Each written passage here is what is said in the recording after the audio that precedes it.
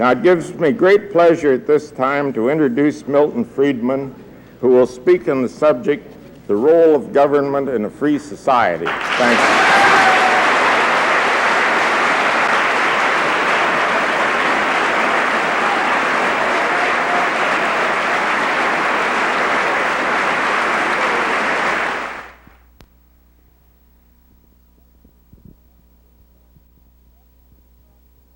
The subject of the talk tonight is the role of government in a free society.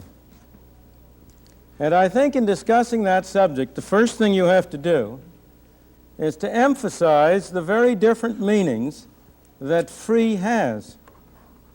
There are two quite different meanings of free, which tend to get confused and which it's important to keep separate. The first is freedom in the sense of the absence of coercion.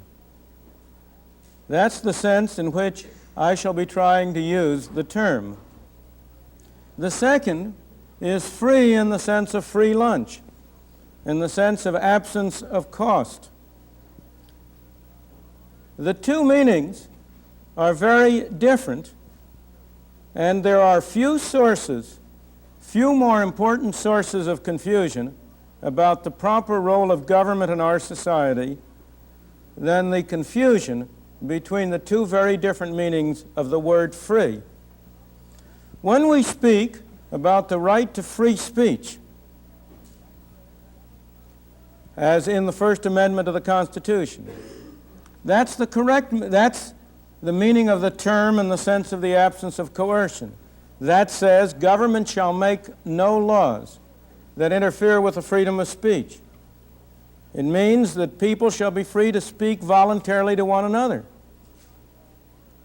It's often forgotten that a corollary to freedom of speech is freedom to listen. Freedom of speech does not mean the right to force anybody to listen to what you have to say. Freedom of speech means the freedom to stand up and hire a hall and offer to speak and let anybody come who wants to listen to you. A very sharp contrast to that kind of freedom is the freedom that was suggested back in the days of World War II by Franklin Roosevelt when he spoke of the four freedoms and spoke of the freedom from want. That's a very different kind of freedom. How can you guarantee one person of freedom from want except by coercing another person to provide the material means for his being free from want? Freedom from want involves coercion. It may be a fine objective, but it uses the word freedom in an altogether different sense.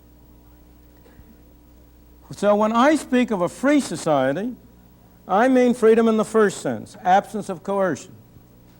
And by coercion, I mean very simply the use of physical force or threat of force to make one person the instrument or agent of another person's will.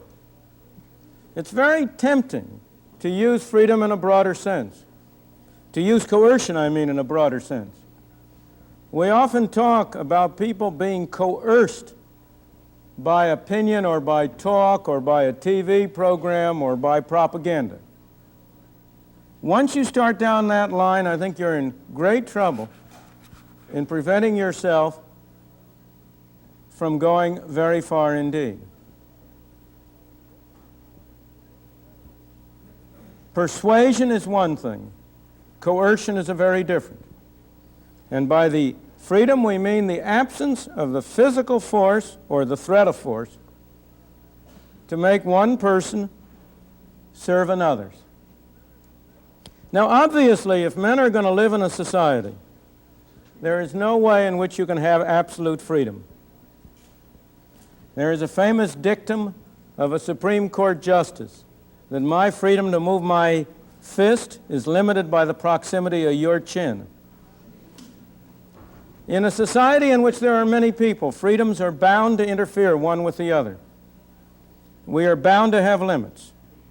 And the question that we need to ask, and the question that I want to talk about tonight, is what arrangements in a society will minimize coercion while preserving the maximum opportunity for members of a society to cooperate with one another to achieve their separate objectives. The fundamental principle that I am going to try to uphold was stated by John Stuart Mill in On Liberty over 100 years ago. And I quote from his statement in that essay.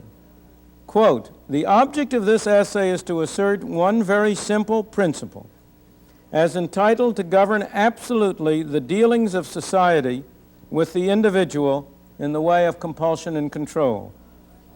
That principle is that the sole end for which mankind are warranted, individually or collectively, in interfering with the liberty of action of any of their number is self-protection.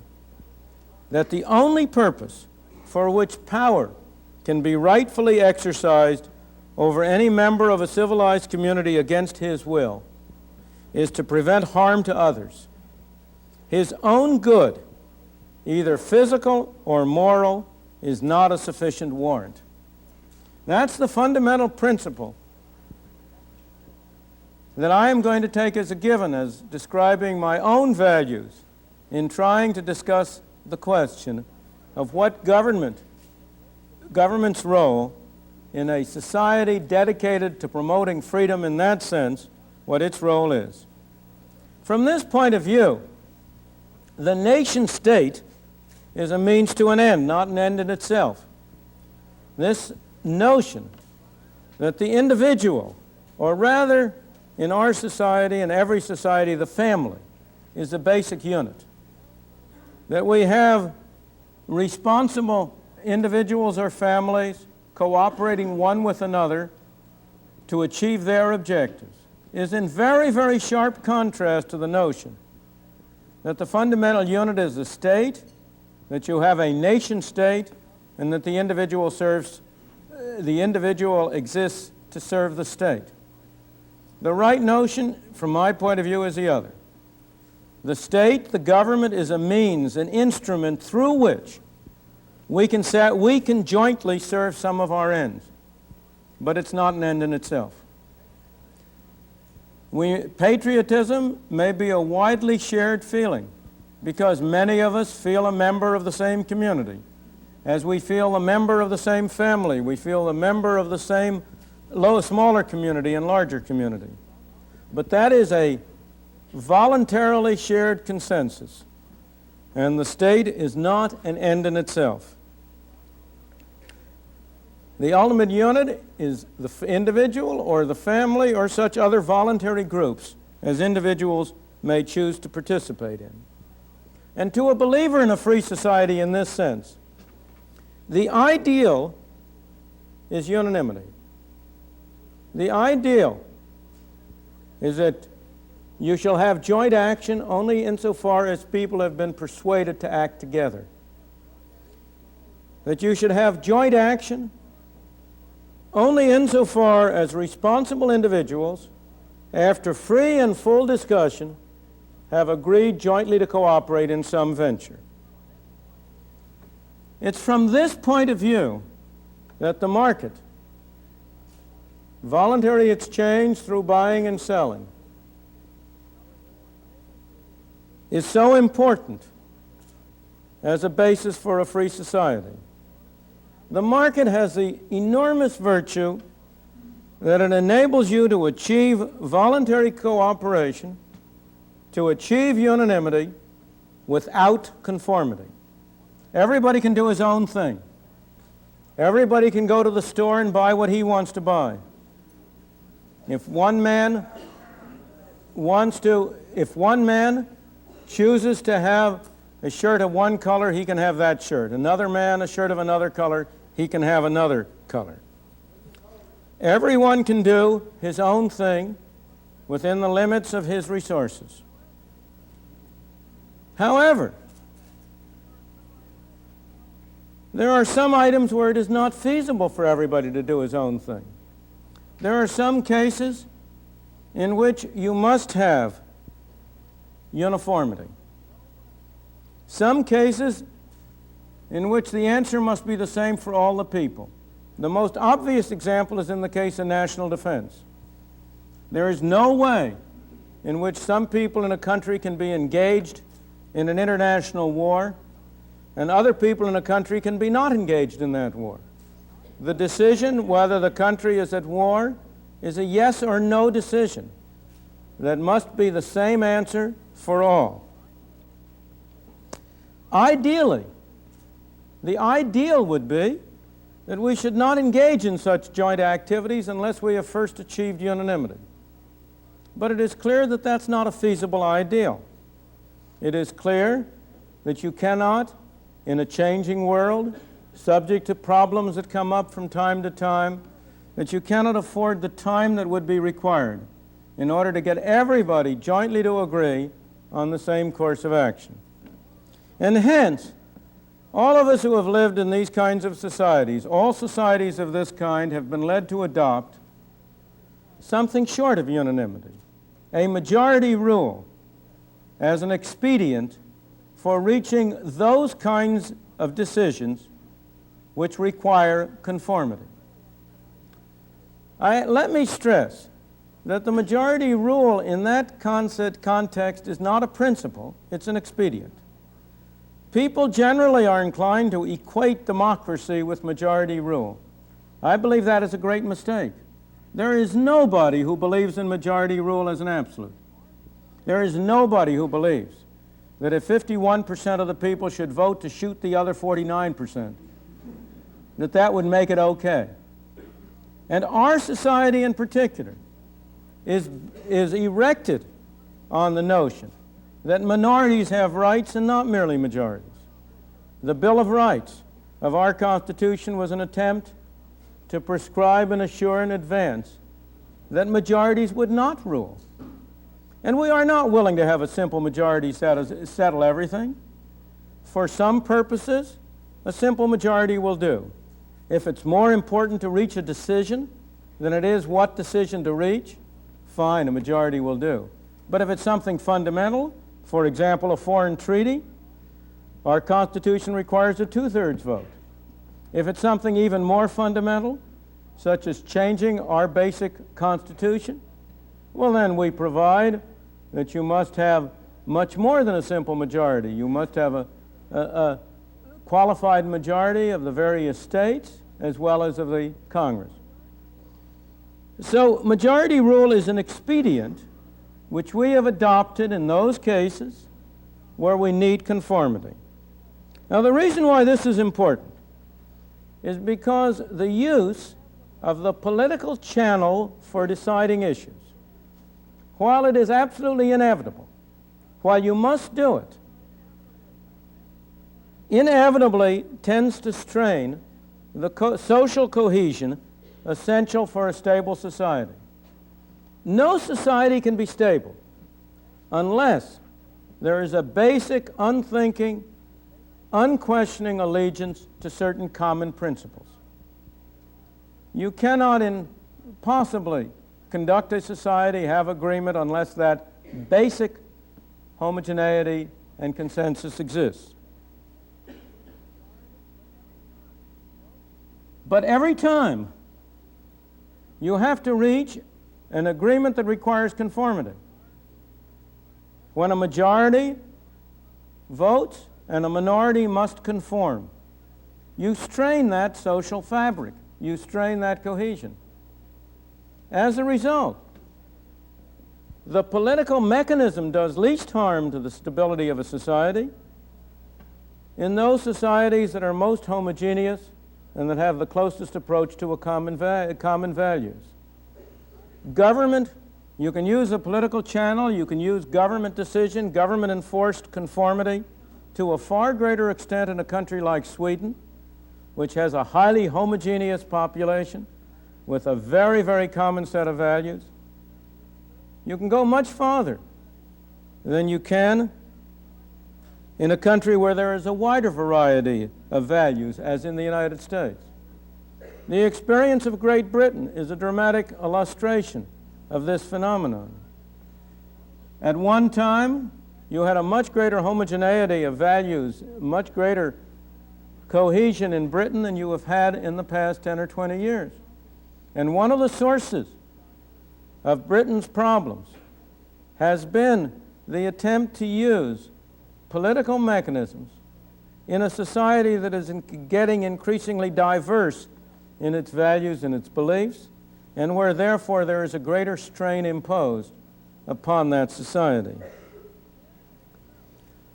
It's interesting to note that in the past decades we have had a whole spate of regional conflicts develop. The most obvious are the move for autonomy in Quebec in Canada, the move for Scottish and Welsh autonomy in Britain. Why? Because as those countries have tended to come to rely more and more on the political mechanism and less on the market mechanism, they have tended to put greater strain on the things that were holding the society together. After all, so long as you rely on the market mechanism, the people of Quebec could go their way, the people of Ontario, though, their way. When you rely on the political mechanism, you put much greater strain on the relations between the French and English in Quebec, between the French in Quebec and the people in Ontario. Again, if oil in the North Sea is going to be a private matter, it doesn't matter to the Scots whether they are independent of the Great Britain. But if oil is going to be handled by government, then it makes a great deal of difference to the Scots who is in charge of the oil development and exploration. Or come closer to home. Why have we had an expansion in this country of ethnic divisions, of differences among subgroups in the country? We always prided ourselves on being a melting pot. That did not mean that we converted people to identical items, that we made one like another, but that we could live comfortably and conveniently with each group going its own way, with its own customs, and yet cooperating with one another on those areas which were of joint interest. But the more that we have turned to the political mechanism as a way to solve problems, to handle the allocation of resources, the more we have tended both to increase the advantage of ethnic isolation and to increase the frictions among the groups. So, if we are going to maintain a free society, especially in a society in which you have wide differences of customs and values and beliefs, it is essential that you rely as little as possible on the political mechanism and as much as possible on the market mechanism of voluntary cooperation, where each group can go its own way. The view I'm expressing is a view that classically has been termed liberalism. In the modern day and age, the word liberal has come to mean almost the opposite of what it used to mean. If you look at the dictionary, liberal means of and pertaining to freedom. If you look at behavior today, liberal means of and pertaining to freedom with other people's money.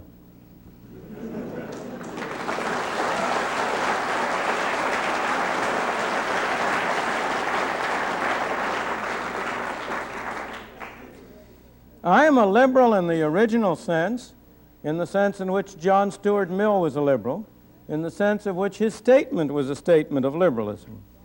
And the liberal view that the justification for government action is to prevent coercion and to promote voluntary cooperation among responsible individuals leads to a very short list of basic functions which government should undertake.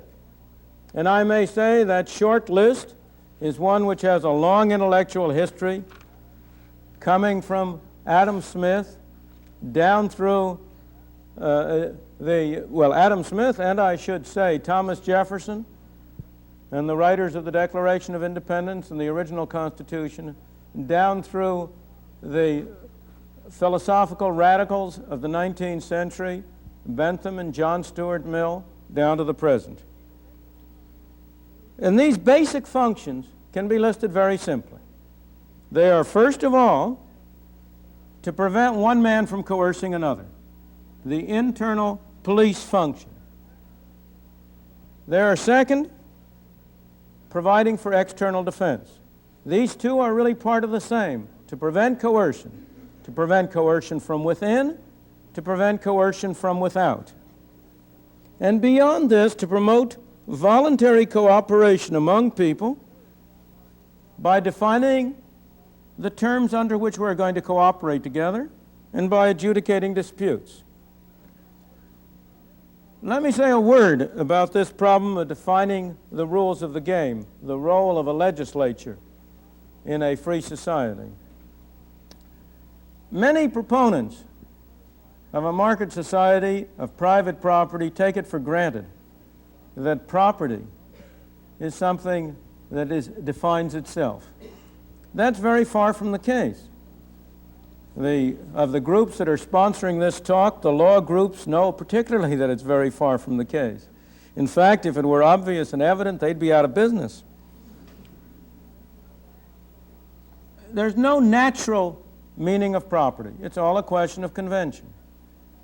If you fly an airplane over my house, 10 feet above my roof, are you violating my property rights? What about if you fly it 10,000 feet? What about 30,000 feet? Obviously, that's not natural. And therefore, if we are going to cooperate with one another in a voluntary way, we have to know what the rules of this game we're playing are. What are the terms? What rights do I have? What rights do you have? And one of the very important and basic functions of government in a free society is to define those rules of the game and to adjudicate dispute among people. There's little dispute about the general character of these basic functions, although of course there's much debate about details. And I mention them in order to get them behind us and turn on to the more complicated and difficult and controversial questions. Because there are two additional functions which are much more difficult to handle, and yet which it cannot be denied a government in a free society may have to serve.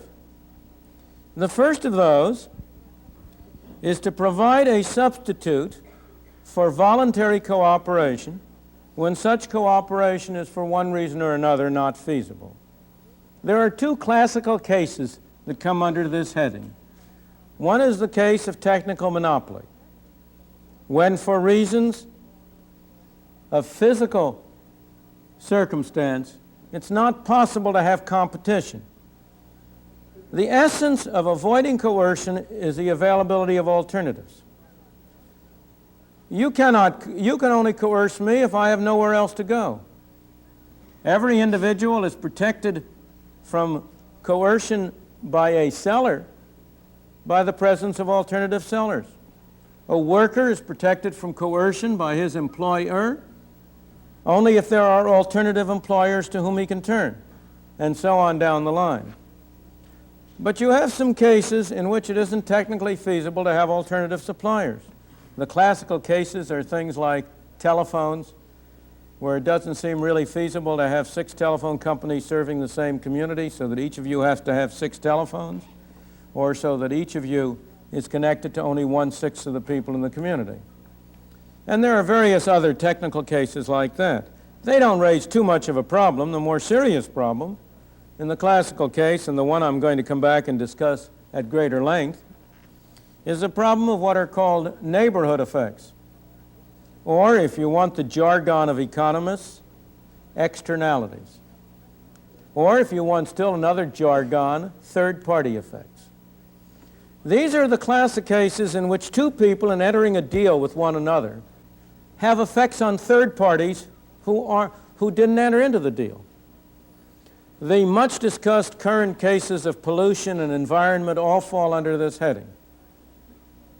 If somebody pollutes a river and somebody downstream gets polluted water, what you have is that somebody upstream is engaging in exchanging good water with someone downstream for bad water. There might be nothing wrong with that if the two have voluntarily made a deal to do so. But the problem arises when it isn't feasible to make this as a voluntary arrangement, and when the person downstream gets the bad water willy-nilly and without having agreed to be subjected to it. Those are the cases of neighborhood effects. That's one additional function, providing a substitute for voluntary cooperation. Another is to protect irresponsible people. We can only really believe in freedom for responsible individuals. But a society includes irresponsible individuals, of whom there are two major classes: children and the insane. I do not say those are overlapping. On the contrary, they are largely disjunct. But we cannot really argue for freedom for either group. This is the paternalistic function of the society, and it's also an extremely troublesome one. We have resolved it in most free societies by assigning primary responsibilities to the parents, by taking the family as a unit in considering policies. But fundamentally, there remains the problem. That's again an expedient, not a principle. We are not willing and should not be willing to treat children as the absolute property of their parents, which their parents may do with as they like. We really want to treat children as potentially responsible individuals whose freedom and opportunities must be protected. But that raises enormous difficulties. If the parents are not responsible, it is very difficult to find a surrogate that will do the job. Both the functions I've described raise problems because they are difficult to define precisely and even more to limit. There is an enormous range of activities which could be justified by government, which could be justified, or which you could attempt to justify on the grounds either that you have third-party effects or that you're dealing with irresponsible individuals. After all, in a complex society in which millions of people, tens of millions of people are cooperating together, there is hardly anything that people do that does not have effects on third parties, on people other than those who are directly involved in the arrangement. And there is hardly any policy. Well, that's an exaggeration, as I'll point out in a moment, but there are a very broad range of policies that can be justified on grounds of protecting irresponsible individuals, particularly if you allow the definition of irresponsible to be broadened. After all, a very large number of us know that there are two classes of people: ourselves and all those other irresponsible people.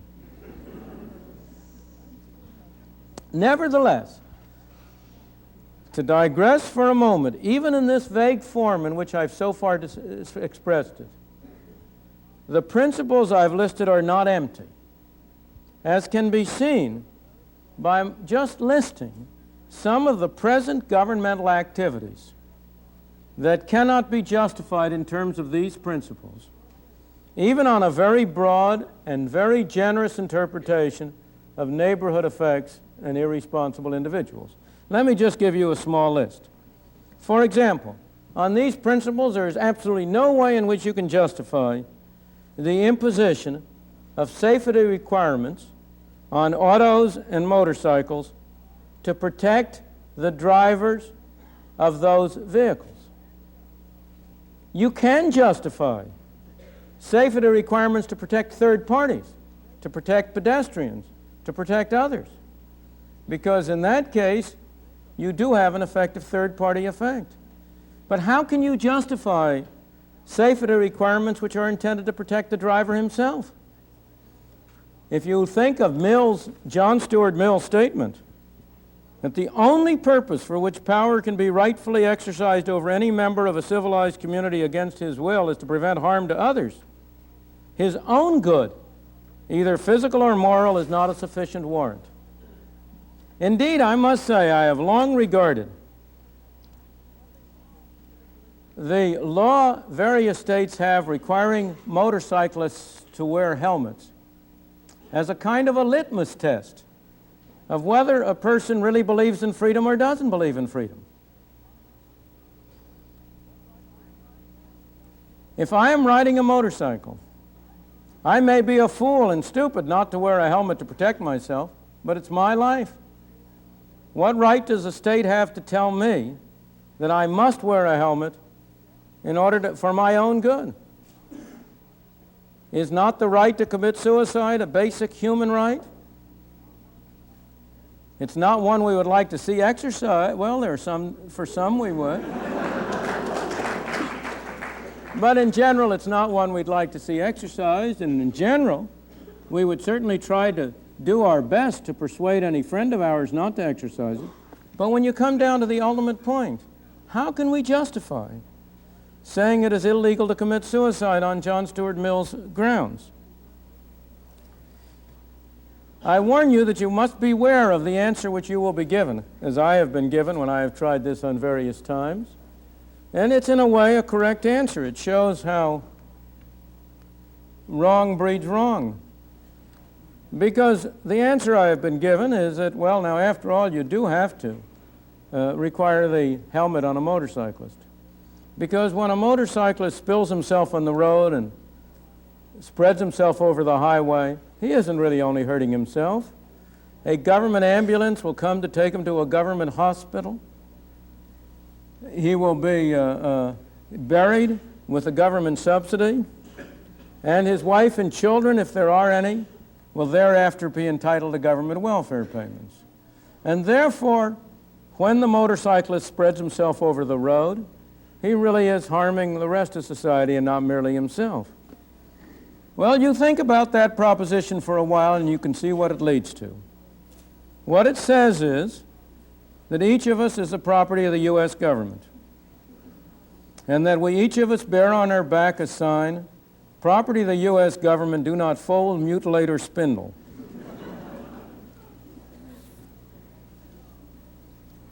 There are a host of similar paternalistic regulations for adults which cannot be justified in any way, shape, form, or manner by the general principles I've been talking about as a possible functions in a free society.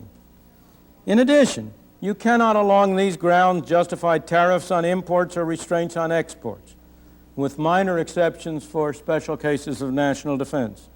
You cannot justify on these grounds parity prices on agricultural products or rent control as you have it in New York, or general wage and price control as was imposed by Nixon in 1971, or the current price controls on natural gas and oil. You cannot justify along these lines government control of output through farm programs, state oil commissions, Federal Energy Administration, the detailed control of industry through ICC, the FCC control of radio and television, which I think is a particularly pernicious control because of the extent to which it violates fundamental freedom of speech. And to get to a point which would require much fuller discussion to persuade you of it, you cannot, in my opinion, justify along these lines compulsory Social Security or licensure provisions denying the right of a person to practice an occupation unless a governmental commission has certified that he may do so. Now, as I say, I could go on and on with this long list. I list it merely to point out that the principles and the views and the beliefs in freedom, even on this vague level, are not empty. But let me digress for a moment to tell a story along these lines. Some years back, I had a debate at the University of Wisconsin with Leon Kaiserling, Some of you may have heard of him, a notorious lawyer turned economist. And Kaiserling and I were debating essentially the issue of the role of government in society. And in his attack on me, he decided to show how silly and absurd and absolutely far out I was. And so he did so by taking a list of a similar kind which I had in my book, Capitalism and Freedom, and starting to read it. Well, now I should say this was some years back when the United States was engaged in the Vietnam War, and when students were subject, and everybody, all young men, were subject to military conscription. And he started to read one item after another about how can you be so stupid and absurd to say that there's no justification for safety regulations or for tariffs or for price controls. And then he came to the point where I had in that list, and there's no justification for military conscription. And of course, the student audience immediately started applauding to the end, and Kaiserling lost that debate right then and there. But there is no justification for military conscription to a believer in freedom. It's another one of these things which you can readily rule out once you start from that premise. But I want to take the rest of my time to talk about the difficult cases, to return to these so-called externalities or neighborhood effects, which have been used to justify such a very, very wide range of governmental activities. The general approach has been to regard any example of this as a case of market failure. That's the term that has been used. To say, well, after all, this is something that the market cannot take care of. For example, the classical case has always been the smoke nuisance case. The electric utility puts smoke in the air, and the smoke makes my shirt dirty. That imposes costs on me. They don't have to pay me for it.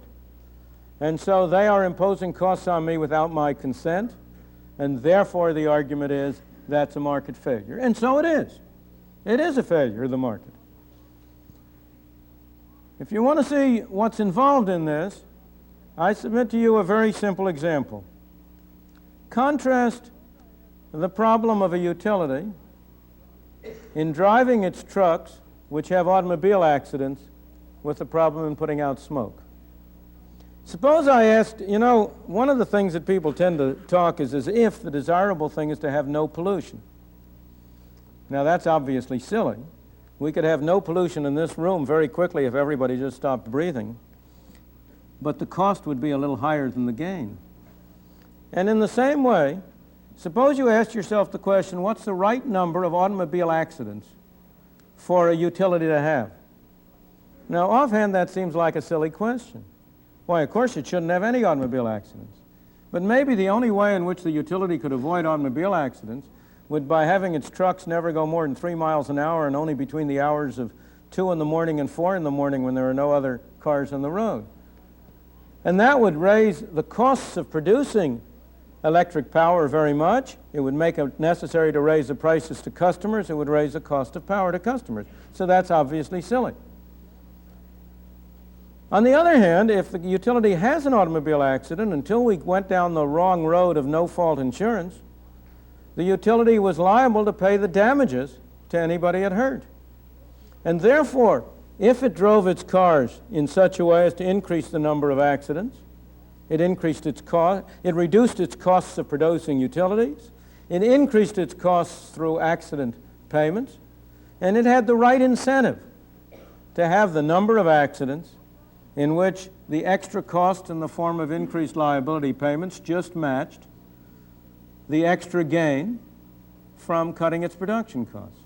No problem arises. There's no market failure. Why? Because it's easy to identify who is hurt and who did the hurt. And so you can make it the subject of a market transaction. But when I come to the dirty shirt, which the same utility puts out, and in principle I ought to have the solution of the right amount of smoke in the same way, the costs, the transaction costs, the costs of entering into the deal, of finding out who dirtied my shirt, and of getting them to pay for me are just greater than it's worth paying for the benefit. And as it turns out, hard though it is to believe, Almost all externalities or neighborhood effects arise out of these transaction costs. Now, as I say, the approach has been to regard any market failure, however minor, as a sufficient excuse for government intervention. The market has failed, therefore the government should step in. But this is a basic error, because it involves a double standard. There's not only such a thing as a market failure, there's also such a thing as a government failure. That's not unknown in the modern society. And hence, the cure may be worse than the disease. And there are two very important reasons to expect government failure to be very prominent. The first is that the very features that inhibit the market solution also inhibit government solution. If it's difficult in the market to know who has benefited or harmed whom, it's difficult for government to know who has benefited or harmed who and to put in corrective action. But a much more important reason is that government actions have laws of their own. And you and I, as well-meaning people, may say the government should step in to correct that market failure. But once we get the government into the act, it's going to go along according to its own rules. And those rules will mean that the ultimate results are very different than the initial intent. The will be different than the deed. And when the government steps in and makes mistakes and has failures, they're going to be big failures and not little ones.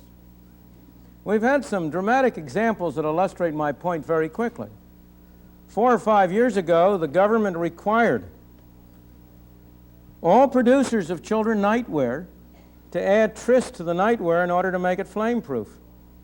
And lo and behold, throughout the country, every manufacturer of children's nightwear added this substance to it. 4 years later, the government discovers that the chemical tris is carcinogenic. And lo and behold, every dealer throughout the country is required to take the nightwear off its shelves. An example of government failure of a large scale. Again, in the early 1970s, on grounds of reducing pollution, the government required on a wide scale utilities and manufacturing firms to convert from coal to oil and gas. Now the government is trying to get laws passed to require them on a large scale to convert back. So it's obvious that the fact that you have market failure is not a reason to have government call on government, unless you take into account the fact that you may have government failure and that the end result may be worse than the situation you started with. Because of this possibility, it's worth re-examining, and this is a final point I really want to discuss. It's worth re-examining the existence of other ways to cope with market failure than calling in government to redress the balance. I think one of the great difficulties in discussions of this kind is a tendency to proceed as if there's only a pure market on the one hand and a pure government on the other, and to neglect the whole host of intermediate voluntary arrangements which they are, which tend to arise when there are market failures. Because after all, the existence of market failure implies a potential gain and hence gives an incentive to solve the problem. Let me give you some very simple examples. One, which I owe to my son, is the custom of tipping. Now, you know, it's worth stopping and thinking about the custom of tipping. There's not a person in this room who doesn't tip, even though he doesn't himself ever expect to come back to that restaurant and have that waiter serve him. Why do you tip? Not for self-interest. Tipping serves a very important social function. There is a market failure here that has to be redressed. How do we have an arrangement under which people are induced to give good service? Well, the best way to do it is to make it worth their while to give good service, to reward people who give good service, and to punish people who give bad service. But how do we do that? If you or I are going to come back to the same place time and again, it's easy. But if we're not, how do we do it? Well, we have developed a very extensive social custom for exactly this purpose. That without thinking about it, all of us act as if we were serving the interests of other people in tipping for good service. Politeness serves the same exact social function. I'll give you another very trivial and basic example. All of us who have traveled on highways around this country have recognized the great social value of conveniently available rest facilities. Now, why on strict business principles should any gas station provide rest facilities to people who aren't going to buy gas there? He's rendering a benefit to a third party. Surely, if you were to think of market failures, you would say, well, no gas station would do that, and therefore there would be no way in which this useful social function could be provided. But in fact, it is provided. In some cases by governmental stations, but more generally, because there are national chains of gas stations which benefit, as they see it, from goodwill in providing these facilities, because in other cases, the cost of enforcing payment, the cost of restricting the use of the facilities only to those people who are going to buy gas there or pay for it is greater than the gain from doing so. And so society has developed a technique for handling this case of market failures. Many other cases. Here in Palo Alto, you have local associations of homeowners who join together voluntarily in order to provide services for the group as a whole.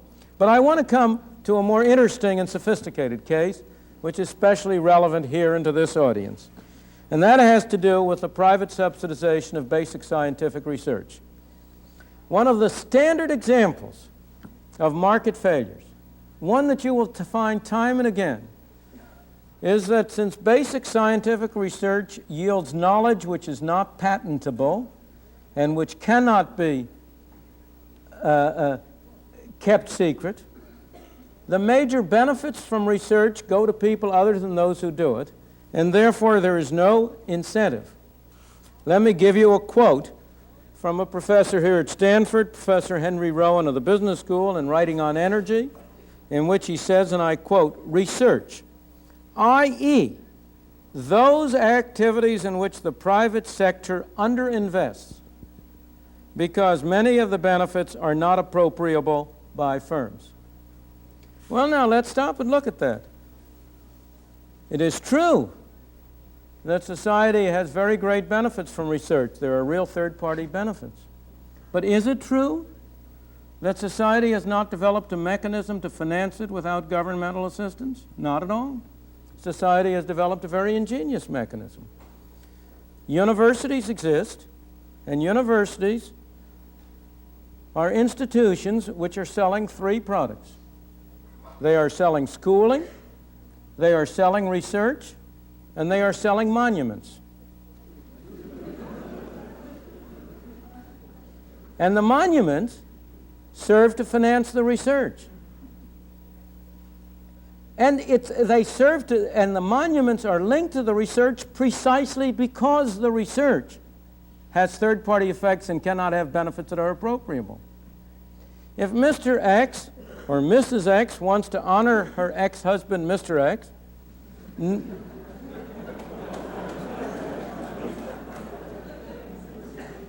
no one would regard it as an honor to have a factory building on the I better get the ABC manufacturing enterprise to build a factory there and say that's the X factory, because everybody says, oh, well, that's no honor to them. They're just doing it to make money.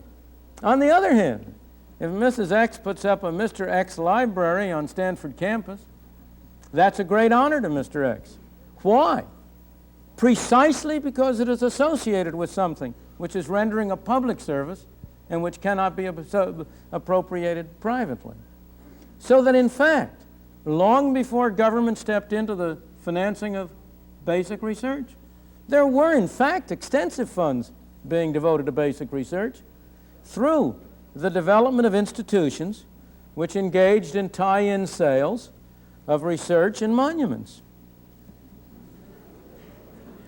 This case is very interesting and I think very important because it brings out another very important distinction that is often confused.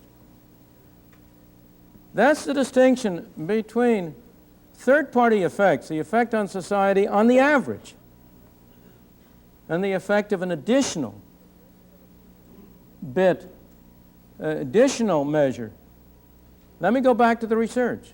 Once you recognize that there would be a great deal of research, a great deal more research than can financed, than can be justified by the returns appropriable by individual firms. Once you recognize this social institution that has grown up voluntarily to finance basic research, it's no longer so obvious there's any room for additional government funds. Now, I recognize that that's heresy in this room where most of us are being supported by those additional funds. But nonetheless, it's heresy worth considering. If there were no source of support outside of strict profit-seeking, narrow firm support, then you would have to recognize that the benefits to society from a little extra research will almost surely more than balance the costs associated with raising the funds to finance it that way. Because that's the other side of the problem. Every time government steps in, it has third-party effects too. The government invariably raises the money from people other than those whom it's intended to benefit. It invariably introduces friction into the society, and more important than any of this, it threatens the freedom of the society because of the intimate connection between limited government on the one hand and human freedom on the other. But nonetheless, if there were no source of support for basic research other than private profit-seeking enterprises looking at their narrow self-interest, almost everybody would agree that there would be a strong case for governmental subsidization. But now, let's suppose you have a great deal already from this private arrangement I've described. How do you know that it's worth having some more? If you'll pardon my jargon, how do you know that the marginal benefit is greater than zero? The average benefit may be positive, on the whole society may benefit. Let me illustrate how important this is. Henry Ford, when he introduced the Model T and developed the automobile industry, undoubtedly conferred enormous third-party benefits on the society as a whole. He made it possible for millions of people to live a different kind of life. Was that an argument for the government subsidizing Henry Ford? Not at all, because he had plenty of incentive to do it without the government subsidizing it. And at the margin, given that he was willing to do it and go as far as he was, it's not clear that extra development of that automobile would have added extra benefits. In the same way, once you recognize the importance of distinguishing between the margin and the average, the extra and the whole thing, you will immediately see that that a very large fraction of all the arguments for government involvement on the ground of external effects, of neighborhood effects, of third-party effects fall to the ground. Now, I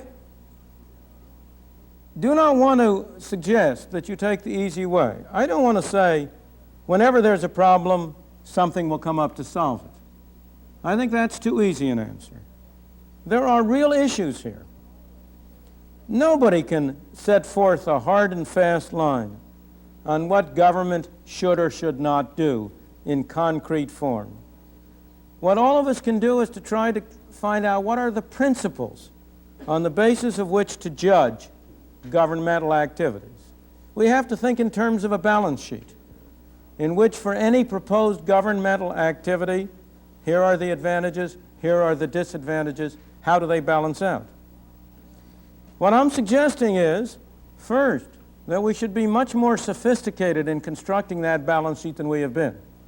There has been so much of a tendency to look only on one side of the balance sheet at the alleged gains, not at the other, the costs. So much of a tendency to assume that the will is a deed, that if the intentions are good, the results will follow. So the first thing I want to emphasize is the importance of really exploring seriously what alternative mechanisms there may be for resolving these real problems before we turn to the government. Moreover, when government was very small, 50 years ago, when total government spending in the United States was less than 10% of the national income, when federal government spending was 3% of the national income, it was understandable that you could have a one-sided attitude. If in doubt, why not have the government try it? What harm can it do? But today, when government spending is 40% of the national income and federal government spending is over 25% of the national income, the situation is quite different. There is no excuse for this one-sided attitude, especially with the added experience we have had over the past decades of government failure. Indeed, as of today, it is hard not to start out by saying that the right way to go is to assume first that there's government failure before you look at market failure. I have discussed the role of government from the point of view of a believer in freedom.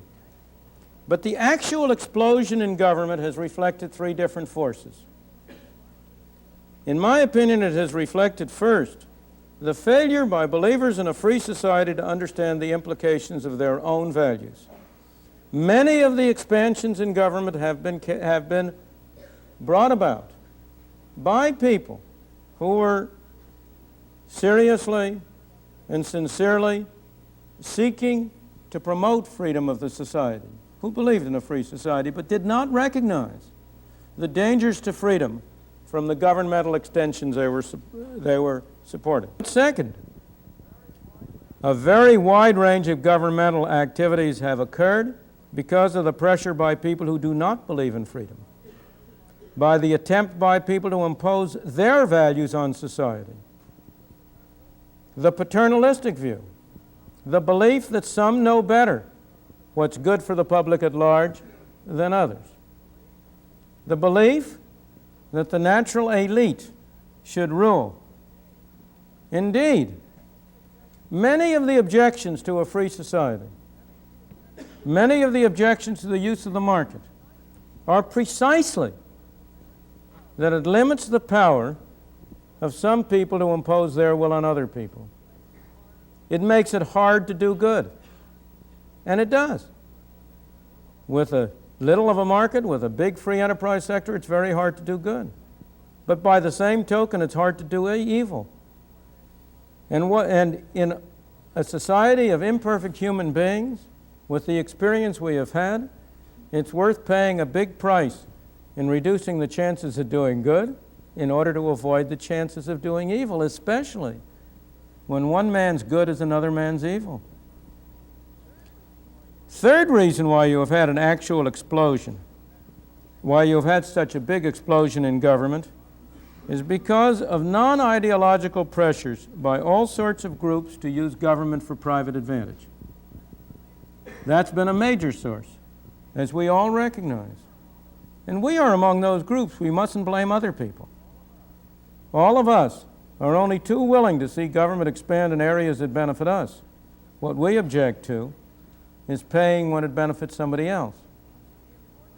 The importance, I haven't really discussed these second and third pressures because of limitations of time. I've really tried rather to put in broad focus what for a believer in freedom is the proper and appropriate role of government and how to think about that role of government. And I believe that is important because I believe the failure by believers in a free society to understand the implications of their own values has often led them to collaborate with their ideological opponents and to serve as frontmen for non-ideological special interests, so that if we can be more aware of what our values imply, because I say our values because I think they are the values of most of us. I do not believe that the people of this country are really divided very much by their basic values. I believe most of them, given the choice, would set a very high value on freedom and on the freedom to pursue their own objectives. But a lack of understanding has, in my opinion, led those who believe in freedom sometimes to collaborate with their enemies. Thank you.